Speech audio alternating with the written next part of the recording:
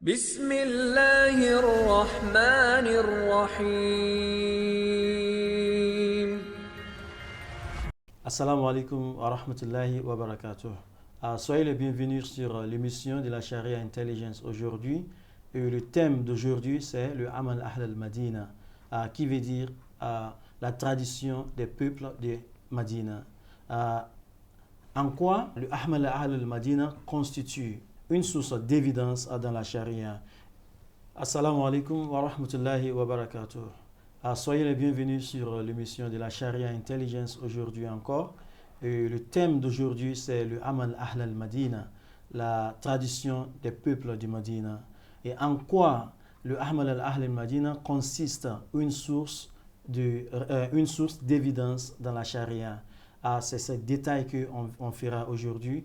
Et pour faire ces détails, j'ai avec moi dans ce studio aujourd'hui Monsieur Ismail. Assalamu alaikum. Wa alaikum salam wa rahmatullah. Et aussi la sœur Khadija. Assalamu alaikum. Wa alaikum salam wa rahmatullah wa barakatuh. Et moi, c'est Teslim Adeyema. Et j'aimerais commencer aujourd'hui avec la sœur Khadija. Donc, sœur Khadija, quand on parle du Amal Ahl al-Madina, de quoi exactement on parle et quelle est l'importance de Amal Ahl al-Madina? Merci beaucoup. Comme vous l'avez déjà introduit, Amal al-Madina, on parle ici de la coutume, la vie quotidienne des gens de Médina, mais pas de n'importe quel temps, mais du temps du prophète sallallahu alayhi wa sallam et de ses compagnons. Les trois premières générations. Je vais utiliser la métaphore de imaginer une royauté, une famille royale qui ont des normes et traditions. Et trois générations après, leurs normes, leurs traditions et leurs coutumes, si un historien, après plusieurs générations, vient et dit que on fait cela, et avec les gens qui ont vécu là-bas, la parole de qui prendrez-vous? Est-ce que c'est la parole des historiens ou de ceux qui ont vécu, ceux qui vivent dans ce même endroit-là? C'est pour ça que l'école de pensée Maliki prend Amal al-Madina, les traditions des gens du Médina, très très important. Pour eux, c'est après le Coran et la Sunna du prophète sallallahu alayhi wa sallam, la troisième source d'évidence qui est la plus forte, c'est les traditions des gens de Médina, Amal al-Madina. Et aussi,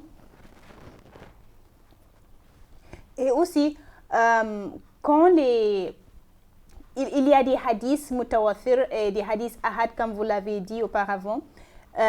Les hadiths mutawatir sont les hadiths qu'il y a plusieurs de gens qui ont rapporté ce hadith. Et la plupart des hadiths mutawatir venaient de Medina et Mecca. Mais aussi, il y a des hadiths qui ont un seul rapporteur. Et ce hadith-là, pour être vérifié, pour être acceptable, ils doivent avoir une connexion avec peut-être la vie de Medina. Sinon, on la rejette. Merci beaucoup. Donc, merci. Donc, les Malikis, eux, considèrent les générations, les trois générations qui ont vécu après le prophète sallallahu alayhi wa sallam, comme si c'est eux qui étaient même les bastions de la sagesse du prophète sallallahu alayhi wa sallam, de la religion de l'islam. Donc, d'eux provient des vraies vérités même qui sont proches à la religion de l'islam, parce que c'est là-bas que le prophète sallallahu alayhi wa sallam a vécu. Tous ceux qui ont vécu avec lui, qui l'ont vu, les témoins oculaires et les élèves ont été ceux qui étaient très proches de lui. Et selon eux, c'est de cette génération même qu'il faut apprendre la religion de l'islam, parce que c'est là-bas que le prophète sallallahu alayhi wa sallam a vécu, et tous ceux qu'il connaissait, tous ses élèves, tous ses compagnons ont été là-bas selon les imams, selon l'école de pensée Maliki. Donc, merci beaucoup. Monsieur Ismaël, est-ce que vous pouvez nous donner quelques exemples des règles qui proviennent de l'utilisation de Amal Ahl al-Madina comme une source de loi dans l'islam? Merci bien pour la question. Alors, il y a assez d'exemples que nous pouvons énumérer à ce niveau-là. Et le premier exemple qu'on a dans ce livre est qu'il y a, par exemple, on n'a pas besoin de dire Bismillah lorsqu'on est en train de réciter comme on appelle la sourate Fatiha pendant la prière de congrégation. Il y a aussi comment on appelle, la non-récitation du Coran lorsque... Donc, il y a également un autre exemple, par exemple, l'exemple de l'invalidation de l'itikaf lorsque vous n'êtes pas vous n'avez pas observé, comment on appelle, vous n'êtes pas en carême. Lorsque vous n'avez pas jeûné, il est inutile, il est invalide. Même si vous allez observer l'itikaf, c'est que votre itikaf n'est pas valable. Alors, il y a par exemple le fait de également donner les choses telles que, comment on appelle, les légumes et autres comme étant signe de zakat. Donc, ça là aussi, ça nous provient des pratiques de ce qu'on a lu, on a appris des peuples de Madina. Oui, et on peut aussi parler de la reconnaissance même, comment on appelle, de la mesure et comment on appelle, du zakat qu'on veut donner. Et tout ça là, on a pris ça de la pratique commune des peuples de Madina. Donc, en résumé, il faut noter que il y a plusieurs exemples qui sont là et que ces exemples ont été des exemples que nous avons pris comment on appelle, des peuples de Madina, parce qu'on suppose que c'est là même le prophète, comme elle a dit précédemment, a vécu et ils sont restés avec lui. Ils ont vu de la manière qu'il enlève le zakat. Ils ont vu ce qu'il a l'habitude d'offrir au peuple quand il veut faire le zakat. Ils ont vu ce qu'il a interdit aux gens de donner. Donc tout ça là, comment il a observé ses prières. Donc on suppose que généralement que comment on appelle, le peuple de Madina constitue un exemple de base pour comment on appelle, comme étant une source. Le pratique peut être considéré comme une source de base d'évidence dans l'élaboration ou dans l'établissement des lois ou des principes islamiques. Merci beaucoup. Donc, merci. Je crois que cela est censé, parce que quand on voit que le prophète sallallahu alayhi wa sallam a vécu à Madina et que il a enseigné, il a eu ses disciples, la majorité de ses disciples étaient avec lui lorsqu'il était en vie, après qu'il est décédé. Donc, ils ont continué aussi. Il y a d'autres qui sont restés là-bas jusqu'à ce qu'ils ont passé le bâton à l'autre génération aussi, et que la culture telle que le prophète sallallahu alayhi wa sallam les a enseignés, ils ont continué jusqu'à... Donc, je crois qu'il est censé de voir que Imam Malik et ses élèves mettent des emphases sur l'application, l'utilisation de la pratique des peuples de Madina comme une source de loi. Et aussi, comme vous l'avez dit, si on nous demande comment est-ce qu'il faut préparer sa zakat al-fitr, par exemple, on ne sait pas comment il faut le faire, mais on le voit. C'est ainsi que le prophète sallallahu alayhi wa sallam le faisait. C'est ainsi que ceux qui étaient venus après le prophète sallallahu alayhi wa sallam le faisaient aussi. C'est ainsi que ceux qui sont venus après eux aussi le faisaient. Parce que ça devient une tradition. Et vous savez, la tradition continue et c'est difficile de changer la tradition. Donc cela fait que quand le prophète dit faites ceci et qu'on voit dans la société que les gens font cela, on sait déjà que c'est une tradition qui était très forte. Donc, souvent même, on n'a même pas besoin de lire ces choses dans le livre. Il faut aller à Madina et vivre là-bas, voir comment ils le font. Et on sait déjà que c'est ainsi qu'il faut passer. C'est la pratique. au lieu de ces notions de vivre dans les livres, eux, ils pratiquent même les notions que le prophète sallallahu alayhi wa sallam nous a enseignées. Donc c'est pour la raison, si je vois que les élèves du Imam Malik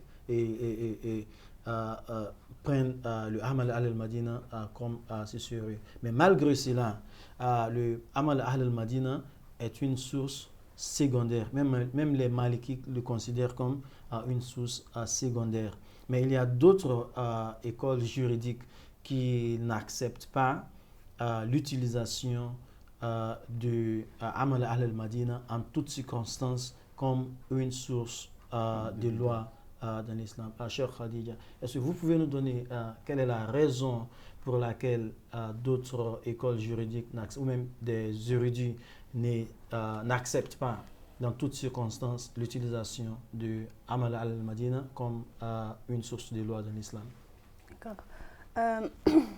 Quand nous parlons de Amal al-Madina, c'est ce que les compagnons ont entendu et pratiquent dans leur vie. Mais les autres érudits islamiques qui ne sont pas parmi les Malikis, ils disent, et les autres compagnons du prophète qui sont allés partout dans le monde, les traditions qu'ils ont entendues et utilisent chez eux, ce n'est pas acceptable. Alors non, on n'accepte pas Amal al-Madina parce qu'il y a d'autres compagnons qui sont partis autour du monde. Et aussi, c'est seulement les Malikis qui disent les hadiths ahad n'est pas aussi fort que Amal al-Madina. Les autres érudits disent non. Les hadiths ahad, les hadiths qui sont solitaires, même si qu'ils sont solitaires, mais ils ont une chaîne de transmission. Alors qu'Amal al-Madina, il n'y a pas de chaîne de transmission.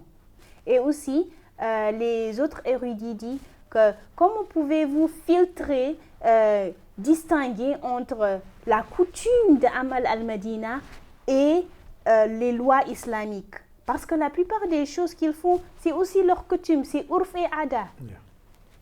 Et finalement, quand nous regardions Amal al-Madina, c'est très dur de distinguer ce que nous sommes certains provient du prophète sallallahu alayhi wa sallam et ce qui est peut-être l'ijtihad des compagnons. Parce que eux aussi, ils ont utilisé leurs propres raisons pour résoudre des affaires qui est propre à eux-mêmes. Merci beaucoup. Donc, merci. Donc, le débat, c'est que comment est-ce qu'il faut faire la distinction entre ce que le prophète sallallahu alayhi wa sallam nous enseigne et aussi même la traduction même qui était à Médine avant la venue du prophète sallallahu alayhi wa sallam. Oui, on sait que la tradition, souvent, l'islam n'est pas venu pour détruire les traductions, mais il faut faire la distinction spécifique entre celle-ci est la tradition et celle-ci même a fait le corps même partie de la charia.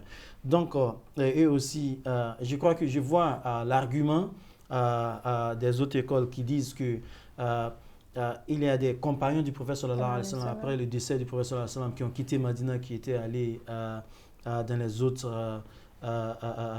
les autres pays comme Bagdad et autres. Et qu'est-ce qu'on fait de ceux-là? Est-ce que tout ce qu'ils disent, on ne les suit pas? Parce qu'ils étaient des compagnons aussi. Ils ont vu aussi des différentes perspectives sur des sujets avec d'autres compagnons aussi qui étaient à Médine. Donc, et ils étaient tous des opinions qui étaient valables. Est-ce qu'on va dire, parce que lui-là n'était pas à Médine, il a quitté, il a laissé Médine, on ne va pas suivre ce qu'ils disent. Non, souvent on doit suivre. Afin qu'il y ait une chaîne de traduction, de transmission entre ce qu'ils disent, qui arrive au niveau du prophète sallallahu alayhi wa sallam, il faut suivre ce qu'ils disent. C'est ce que ceux-là ils disent. Donc, je crois qu'ils ont tous des positions qui sont valables. Donc, on ne peut pas jeter Amal al-Madina et on ne va pas dire parce qu'on veut utiliser Amal al-Madina aussi, il faut se dégager des autres outils aussi. Ils ont tous leurs Importance. bénéfices, ils ont tous leur importance dans la religion. Non, ils ont tous leur importance dans la prise des décisions juridiques dans la charia. Donc, je crois qu'on a tranché ce sujet très bien aujourd'hui. J'aimerais vous remercier pour votre présence aujourd'hui et votre intervention, comme toujours. Inch'Allah, je remercie aussi nos téléspectateurs et nos auditeurs. On se retrouvera dans l'épisode prochain. Assalamu alaikum wa rahmatullahi wa barakatuh. Wa alaykum salam wa rahmatullahi wa barakatuh. So.